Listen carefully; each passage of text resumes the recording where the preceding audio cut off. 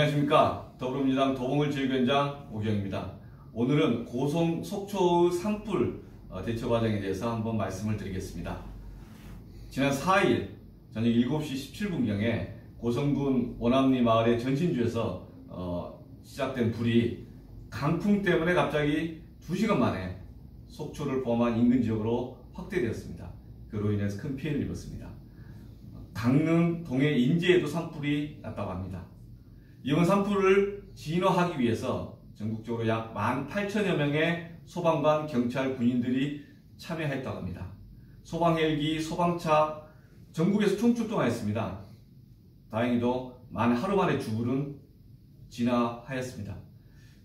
잔불을 잡기 위한 그런 활동이 한 이틀에 걸쳐서 이어졌습니다. 강원도 일대의 산불이 주말을 거치면서 사실상 진화됐습니다. 제 조카도 군대에 있었는데 4일 밤 날새면서 주불 진화 이후에 잔불 잡기를 위해서 수고를 했다고 들었습니다. 남의 이야기가 아니었습니다. 이번 산불로 약 4,000여 명의 이재민이 발생하였습니다. 주택도 400여 채가 소실되었습니다. 피해가 작은 게 아닙니다. 다만 큰 산불로 인해서 화재가 발생한 그 피해가 이 정도로 확산되지 않았다는 점이 불행 중 다행입니다. 이번에 고성, 속초 일대 산불의 발생과 그 대응 과정을 보면 몇 가지 평가할 점이 있습니다. 먼저 정부의 신속한 대응입니다. 강풍과 함께 산불이 급속히 확산되는 그런 상황에서 정부는 재난안전본부를 중심으로 해서 신속하게 의사결정을 하였습니다. 2시간 만에 3단계 경보 발령을 하였고 소방청을 중심으로 해서 전국적인 범위 내에서 소방 인력과 설비를 총출동시켰습니다. 그리고 그날 밤에 군과 경찰이 바로 합류하였습니다. 밤새 화마 싸운 소방관들의 모습을 보고 있으면 그들의 처우 개선, 그 다음 시설 장비에 대해서 충분한 예산 지원이 필요하다 그런 생각을 해봅니다. 이런 이야기 많이 하시죠. 과거 2005년도 강원도 양양에서 화재가 발생했고 그 다음날 낙산사 몇 개의 그 절 공간이 소실되었습니다. 그때의 진압 과정과 비교되기도 하고 또 5년 전 4.16 세월호 사건 때 국가안전관리본부의 대응 방식이나 대응 태도에 대해서 또 비교하기도 합니다.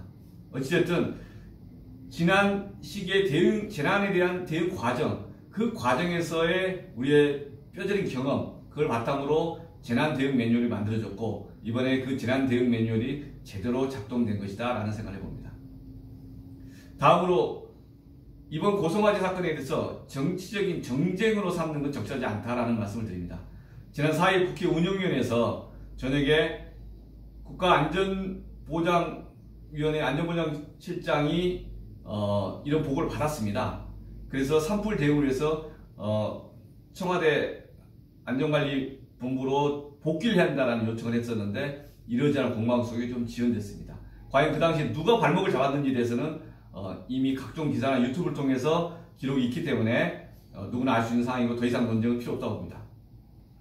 다만 4월 6일부터 갑자기 이번 고성 산불의 원인이 전선의 발화에 있었고 그게 어찌어찌해서 결국에 문재인 정부의 탈원전 정책 때문이 아니냐라는 식의 황당한 주장이 유포되고 있어서 답답합니다. 화재 원인에 대해서는 정부 부처에서 엄밀하게 조사하고 그 내용을 국민들에게 소상히 공개해야 합니다. 그리고 지금 현재 조사가 들어간 상태입니다. 그런데 갑자기 범정부적인 산불 진화 노력의 그 성과를 보고 이를 평화하겠다는 의도인지는 모르겠지만 갑자기 산불의 원인과 문재인 정부의 탈원전 정책을 연결해서 주장하는 가짜뉴스가 돌아다니기 시작하는 것입니다. 이러한 가짜뉴스에 대해서는 엄중히 처리해야 한다고 봅니다. 지금 우리에게 필요한 것은 가짜뉴스를 만들어내는 것이 아니라 4,000년 이재민이 받은 피해를 조속히 보상해 주는 것. 그리고 두 번째로 영동 지역의 주민들이 조속히 일상으로 돌아갈 수 있도록 하는 것. 바로 그것이라고 생각합니다. 이상입니다.